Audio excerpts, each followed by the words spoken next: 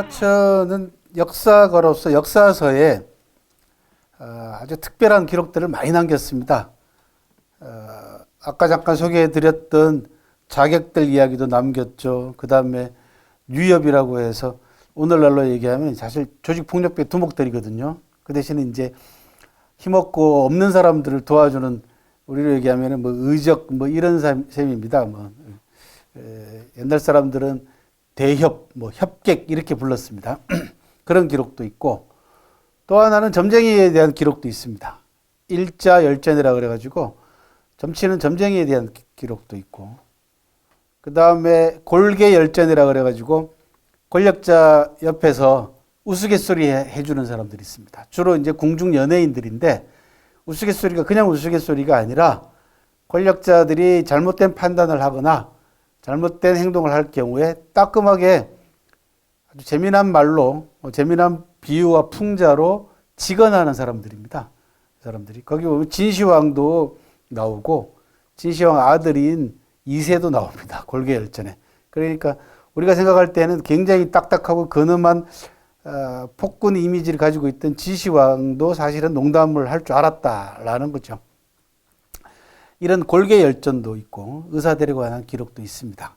그리고 누가 뭐라 그래도 사기 130건 가운데 최고의 명편은 여러분들한테 계속 소개해드리고 있는 상인들이 등장하는 화식열전이라고 하는 중국 역사상 유명했던 30여 명의 상인들에 대한 기록입니다. 이 기록 때문에 2000년 넘는 세월 동안 사마천이 어마어마한 비난에 시달렸습니다. 사실 뭐 우리 조선시대 때도 양반도 그랬지만 중국도 마찬가지였습니다. 유교의 그 도덕주의적이고 보수적이고 상업과 경제를 무시하는 유교의 그 이념에 매몰된 사람들 때문에 사마천이 거기에 돈 이야기하고 권세 이야기했다고 어마어마한 비판을 가했습니다. 실제로. 그런데 최근 100여 년 사이에 사기 130건 가운데서도 최고의 명편으로 화려하게 재등장했던 편이 또 화식열전이기도 합니다. 그 가운데 오늘은 여러분들한테 계연이라고 하는 경제 사상가이자 상인이었던 이 사람을 소개를 해드리도록 하겠습니다. 이 계연이 남긴 유명한 명은 이겁니다. 가뭄이 들면 배를 준비하고 홍수가 나면 수레를 준비하라 라고 아주 유명한 명언을 했던 사람입니다. 좀 이따가 이제 설명을 드리도록 할게요. 계연은 기원전 6세기 말에서 기원전 5세기 초에 살았던 인물로 추정을 하고 있습니다. 정확한 생물 연도가 안 나와 있는데, 다른 기록에는 여러분들한테도 소개해 드렸던 범녀라고 하는 5월 춘추의 주인공 가운데 한 사람이죠. 군사가이자 정치가로 시작했다가 나중에 사업가로 변신을 해서 인생 최고 절정기에 은퇴해가지고 사업가로 상인으로 변신해가지고 삼취삼산했던, 재산을 3번이나 크게 어마어마하게 재산을 모아가지고 모두 다 사람들에게 나눠줬다 해서 3번 모을 치자, 3번 모으고 3번 나눠줬다, 흩었다 해서 삼취삼산이라고 하는 노블레스 오블리주를 실천했던 대표적인 인물이 범녀입니다. 이 범녀의 스승이라고 하는 설도 있습니다. 다른 기록에 보면은 성은 신시요 자는 문자다라고 하는 그런 기록도 나와 있는데요. 월나라를 떠돌 때 범녀를 만났다라고 하는 설화도 남아 있습니다.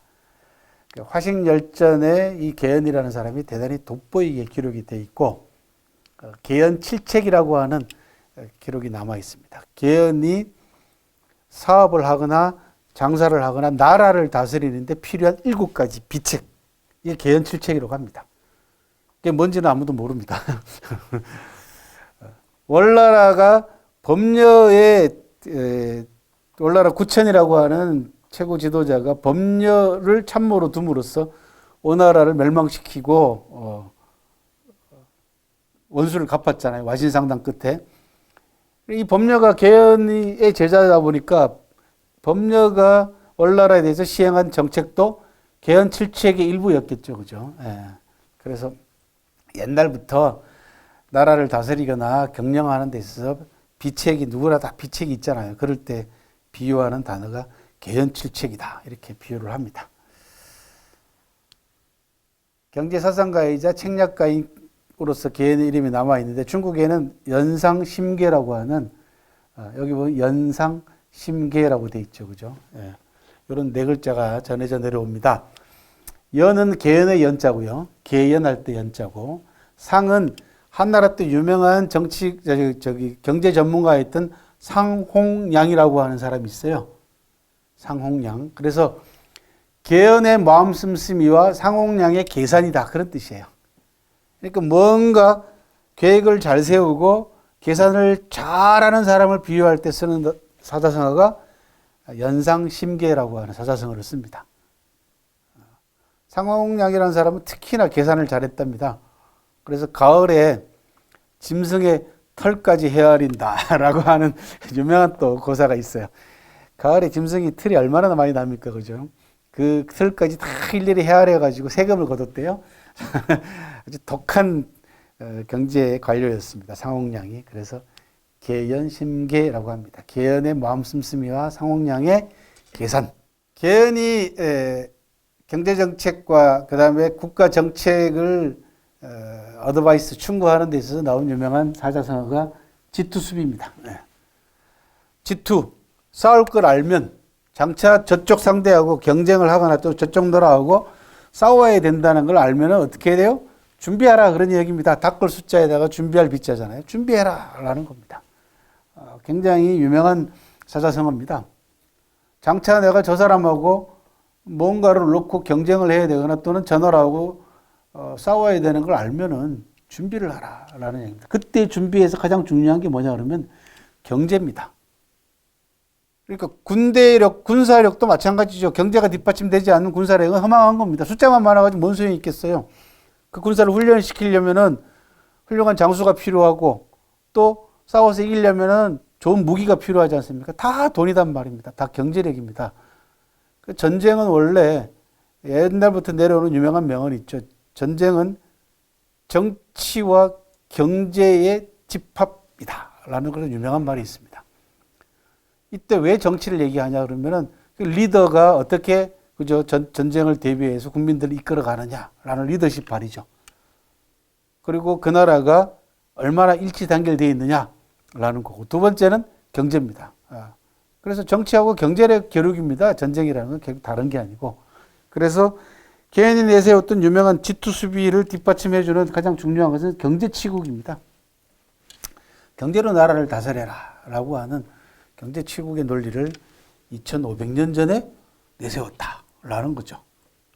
지금 우리나라가 얼마나 저 얘기 많이 합니까? 그죠? 경제 하잖아요.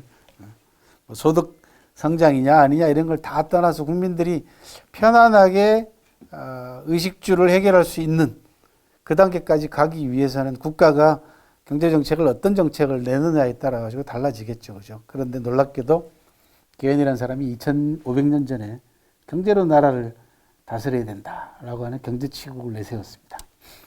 이런 점에서 계연의 경제사상은 대단히 진보적이고 그리고 장기적입니다.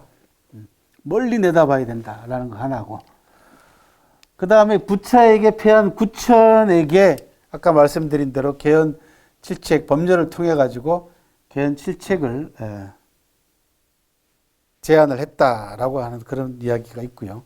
그 다음 지투, 좀 전에 말씀드린 대로 싸울 걸 알면 어떻게 해야 된다고? 준비를 해야 된다. 그럼 준비를 하는데 어떤 준비를 해야 되느냐라는 것이 바로 장기적인 대책을 통해서 경제력을 향상시키기 위한 다양한 정책이 필요하지 않겠습니까? 그래서 안 알면은 준비하라. 준비를 하되 치밀하게 준비하라. 어떤 준비를 할 것인지 장기적 계획을 세워서 준비하라. 그런 이야기들을 계연이 하고 있습니다. 자, 이게 이제 계연이 남긴 가장 유명한 명언입니다. 가뭄이 들면은 배를 준비하고 홍수가 나면은 수레를 준비하라. 가뭄이 들면 물이 말랐는데 뭔 배를 준비합니까? 그 다음 홍수가 났는데 배가 필요하지 뭔 수레를 준비해요. 그죠? 그런데 계연은 저렇게 얘기를 합니다. 왜? 가뭄이 들었으면은 당장 사람들이 필요로 하는 건 전부 다 수레입니다. 하지만 다음 해를 생각해 본다면 올해 가뭄이 들었다는 얘기는 다음에는 비가 많이 올 가능성이 훨씬 크다는 거죠. 그러니까 그때를 준비해서 미리미리 배를 준비해 놓으라는 거고, 이거는 사업하는 경영하는 사람한테 얘기를 하면은 어떠한 물건이 예를 들면 뭐 농사를 얘기하면 올해 마늘 농사가 잘 됐잖아요. 그러면은 어떡합니까? 내년에도 또 막 사람들이 마늘값이 좋고 하면은 막 전부 다 마늘 농사를 짓잖아요. 그래 마늘값이 뚝 떨어지잖아요. 그런 거 저기 영광 살면서 그런 얘기 많이 들었거든요. 지난해 양파 잘 됐다 그래가지고 올해는 뭐 너나 나나 할 것 없이 다 양파 하는 바람에 양파 값이 똥값 됐다 그런 얘기 많이 들었거든요. 똑같습니다. 예. 저 가뭄 때는 전부 다 사람들이 가뭄에 필요한 물건들만 준비하려고 막 애랬습니다. 그러니까 배는 소홀히 하는 거죠. 근데 내년에 그 다음 해가 되면은 비가 많이 와서 홍수가 났을 때는 정작 어려울 때 준비해 놓지 않는 바람에 배가 필요한데 배가 없단 말이죠. 장사하는 사람들도 마찬가지입니다. 어떤 물건이 많이 생산돼 가지고 물건 값이 뚝 떨어지고 나면은 내년에 되면 그 물건이 생산이 덜 돼 가지고 값이 오를 것이다라는 예상 정도는 충분히 한다는 거죠. 그래서 철두철미하게 개인의 경제 사상은 수비입니다. 준비하라는 겁니다. 다른 게 아니고 홍수 때는 그래서 배가 아닌 수레를 준비하라라는 겁니다. 이건 무슨 얘기냐 그러면 경제 발전과 경제 문제에 있어서 어떤 나름대로 주기와 규칙이 존재하더라는 겁니다. 대개 세계 경제가 10년마다 한 번씩 불황이 옵니다. 한 2020년 정도 불황이 올 걸로 현재 세계 경제 위기가 올 걸로 현재 예상들 하고 있습니다. 뭐 사업하시는 분 계시면 준비하셔야 됩니다. 나머지 뭐 그렇지 않은 분들은 뭐 별 상관없지만은 그죠. 지금 한 12년 만에 오는 걸로 알고 있습니다. 2008년도에 경제가 굉장히 어려웠거든요. 세계 경제가 되게 10년 주기로 옵니다. 세계 경제 위기가. 그래서 2020년으로 현재 예상을 하고 있습니다. 그런데 기현이라는 사람은 2500년 전에 이미 그런 주기, 경제 발전과 경제 위기나 경제 호황에 있어서 주기가 있더라는 걸 찾아낸 사람입니다. 누가 뭐라 그래도. 그게 뭐냐 그러면은 자기가 볼 때 6년마다 풍년이 한 번씩 들고 큰 풍년이 6년마다 가뭄이 한 번씩 들고 12년마다 큰 기근이 오더라는 걸 나름대로 찾아냈습니다.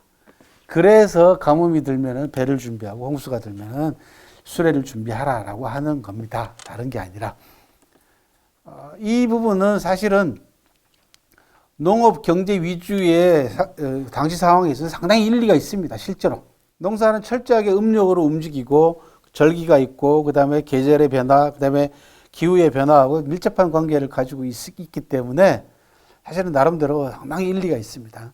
지금 이게 딱 맞아 떨어지지는 않지만은 지금은 이제 뭐 예보라는 게 있어가지고 근데 올해 같은 경우는 예보가 거의 무색했잖아요, 그죠? 요즘 뭐 일기예보가 영 안 맞아가지고 욕을 얻어먹고 있는데 민간기구 일기예보 프로그램이 훨씬 더 정확하다는 거 아닙니까? 그래서 여러분들이 요즘 어플리케이션이나 스마트폰 어플리케이션 같은 거 잘 여러분 살펴보시면은 우리나라 기상청보다도 일기예보가 더 정확한 어플리케이션들이 많습니다. 그리고 그 전체 별자리 보는 어플리케이션 같은 거 보시면 깜짝 놀랍니다. 심지어 그 위성이 얼마나 떠 있는가, 위성 떠 있는 것까지 다 나옵니다. 어플리케이션 하늘 이렇게 비치면서 보면은 이게 큰 곰자리인지 안드로메다인지 다 별자리 환하게 나오거든요.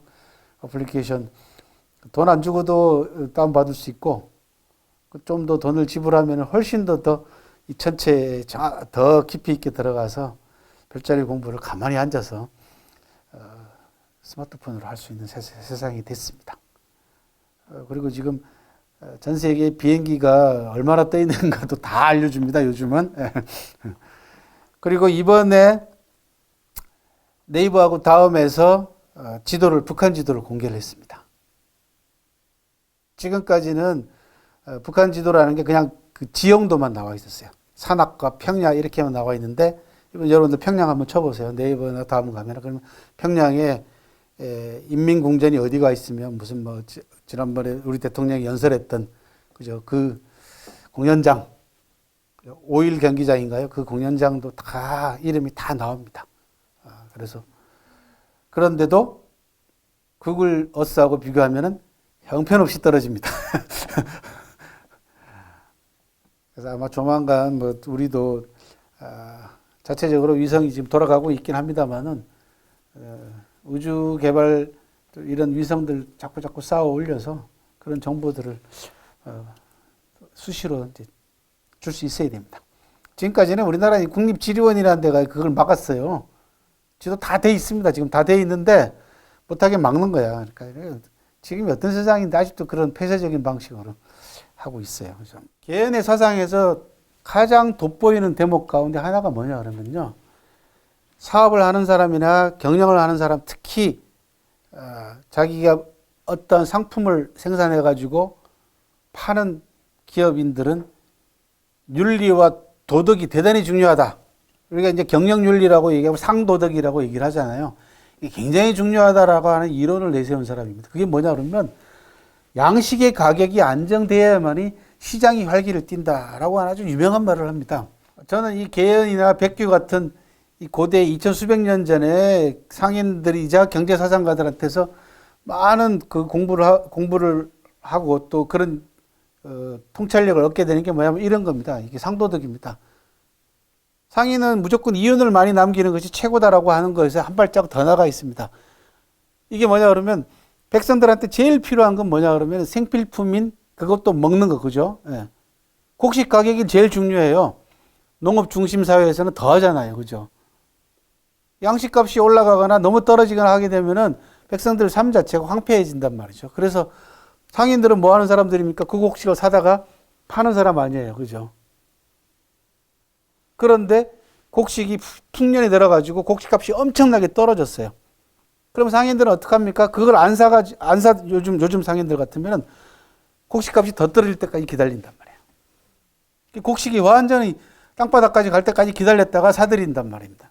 그리고는 자기가 그걸 가지고 가격을 조정해가지고, 그죠? 자기 마음대로 시장 가격을 조정해가지고 비싼 값에 팔거나 이런단 말이에요.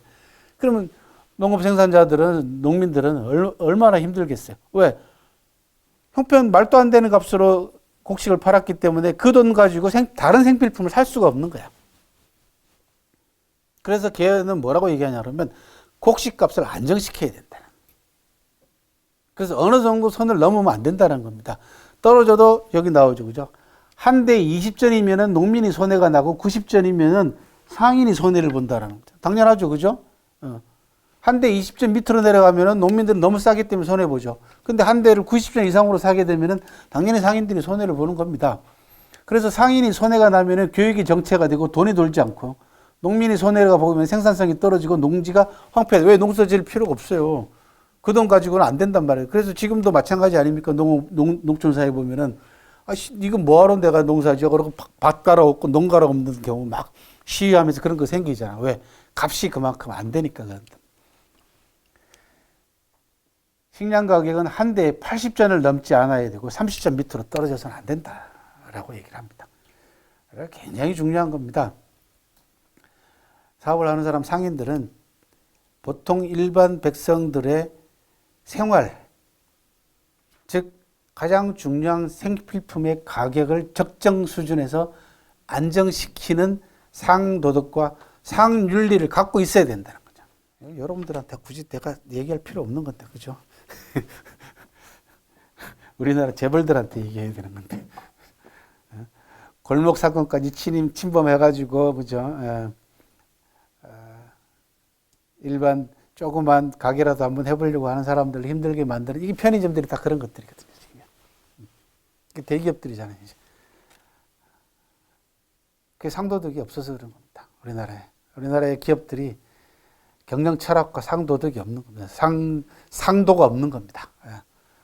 이런 교육을 어렸을 때부터 받아야 되는데, 우리나라 경영인들이 그죠? 과잉보호만 받고, 사람을 무시하고 그러다 보니까 마치 황제처럼 군림을 하려고 해서 늘 문제가 발생합니다. 거기에 폭력까지 동원을 해가지고 사람 두들겨 패고 하는 재벌 2세, 3세들이 얼마나 많습니까? 아직도 있습니다. 개연이 한 유명한 명언들입니다. 극에 이르면 비싼 것은 싸지고 싼 것은 비싸진다. 뭐 일기일천이요 극이 부반이다. 이게 이 복자인데 읽으실 때 부로 읽으셔야 돼요. 다시 그런 뜻입니다. 한번 귀했던 것은 한번 천해지기 마련이다. 이 귀하던 건 비싸다는 얘기입니다. 그러니까 비싼 것은 나중에 싸지기 마련이다. 싼 것과 비싼 것은 서로서로 바뀌기 마련이다. 왜? 그게 이르면 다시 돌아간다는 얘기예요. 뭐든지 땅바닥까지 떨어지면 다시 위로 올라갈 수밖에 없고 너무 위로 올라가면은 아래로 떨어질 수밖에 없는 거다라는 아주 단순하지만 불변의 진리를 얘기하고 있습니다. 그래서 재물과 화폐죠. 재패, 욕, 기행, 여, 유수다. 재물과 화폐는 물 흐르듯이 돌려야 된다라는 유명한 말을 합니다. 재물하고 화폐는 쌓아놓으면 안 된다는 얘기입니다. 그래서 재물과 화폐는 물 흐르듯이 돌려라. 움직이게 만들어야 된다라는 그런 얘기를 합니다. 재물을 축적하는 이치에 대해서 개헌은 이렇게 얘기합니다. 화물의 질이 중요하다. 즉 물건 생산된 식량이 됐든 뭐가 됐든 간에 물건이 썩지 않게 해야 된다는 얘기입니다. 그래서 질이 중요하고 자금은 유통이 막히지 않게 해야 됩니다. 그 다음 상품은 비싸다고 값이 더 오를 때까지 쌓아두거나 이렇게 해서는 안 된다. 그래서 축제를 반대합니다. 이 사람은 정당치 못한 방법으로 재물을 쌓아두는 것을 반대합니다. 비싼 것은 거기에 이르면 헐값이 되고 헐값이 거기에 이르면 비싸진다. 이게 이제 유명한 말입니다. 거름을 비싸게 팔 수 있고 진주를 싸게 살 수 있다. 그 이치만 알면. 그러면서 뭐라고 얘기하냐. 물건값이 오르면 쓰레기처럼 내다 팔고 값이 내리면 옥굿을 사들이듯이 사들여라 라는 아주 유명한 말을 합니다. 이게 뭐 전율이죠. 이거 우리나라 기업하는 사람들한테 특히 대기업하는 이 재벌들한테 이런 얘기 해줘야 된다. 저런 얘기를 듣고 감동을 받아야 됩니다. 무슨 얘기인지 아시죠? 그죠? 물건값이 막 올라요. 그러면 보통 상인들 같으면 어떡하냐면 더 오를 때까지 기다립니다. 한도 끝도 없이. 물건값이 막 떨어져. 그럼 어떻게 해요? 더 떨어질 때까지 안 사들여. 물건값이 막 오르면 더 오를 때까지 가만히 갖고 있어. 이게 안 팔아. 그러면 어떻게 됩니까? 서민들의 생활이 엉망이 되는 겁니다. 예? 물가가 너무 오르거나 너무 떨어져 가지고. 그죠? 그래서 아까 얘기한 대로 상인이라면 올바른 상인이라면은 상윤리, 상도덕을 가지고 있어야 된다. 그래서 이렇게 얘기합니다. 물건값이 오르면 내가 가지고 있는 게 얼마나 귀해. 이게 엄청나게 귀해졌잖아요. 근데 이걸 귀하게 생각하지 말고 쓰레기를 내다 버리듯이 팔아라라고 얘기합니다. 그렇게 해서 물가를 안정시키라는 얘기죠. 수요 공급을 맞춰주라는 얘기죠. 그 다음 물건값이 내리면 이건 똥값이잖아. 확 떨어지면 이게 얘 100원 하던 게 10원으로 떨어지면 이거는 진짜 이게 쓰레기잖아요. 그죠? 그런데 뭐라고 얘기해요? 옥구슬을 사들이지 사들이라. 보석을 사들이지 사들이라.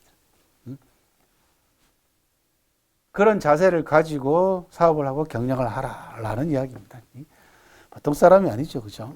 이런 사람이 이런 논리를 가지고 월나라 법녀한테도 배움을 주고 또 월나라 구천한테도 개헌칠책을 제시함으로써 결국은 월나라가 오나라를 물리치고 복수를 할 수 있었다라는 거죠. 이 개헌칠책은 뒷담화가 있습니다. 법녀가 아까 개헌한테 배웠다고 얘기했죠.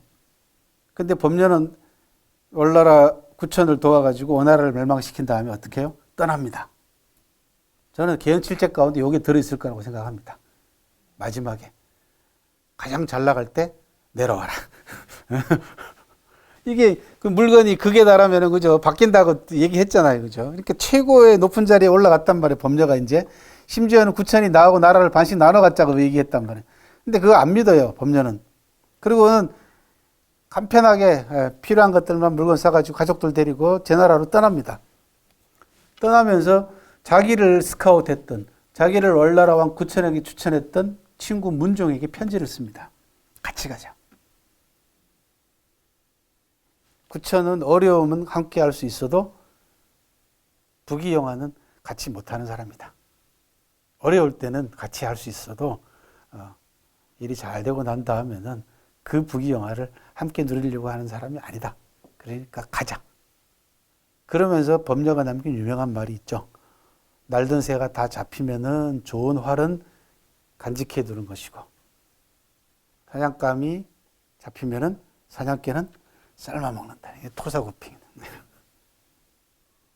제일 먼저 쓴 사람입니다. 사기에 나오는 토사구팽은 두 번 나옵니다. 한 번은 법녀가 쓰고 한 번은 한신이 씁니다. 법녀가 한신보다 한 300년 정도 앞선 사람이기 때문에 법녀가 속담이라고는 하긴 하지만 일단 제일 먼저 저작권자는 법녀입니다. 근데 문종은 망설여요.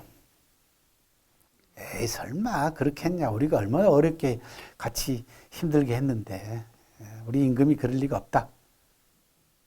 같이 못 갑니다. 그런데 아니나 다를까 구천이 문종에게 사람을 보내가지고 야, 니들이 오나라를 물리치는데 계연 7책이 있다고 얘기해서 썼는데 5개밖에 안 썼는데 이미 오나라를 멸망시켰다. 나머지 2개로는 뭘 하려고 하냐. 이렇게 반문을 합니다. 그건 나한테 써먹으려고 하는 거 아니냐 이런 얘기예요. 쉽게 얘기하면. 왜 나머지 2개는 왜 나한테 얘기 안 해주냐는 얘기입니다. 그리고는 칼을 내려서 결국 문종이 자살을 합니다. 오자소처럼. 이게 계연칠책의 흔 이야기입니다.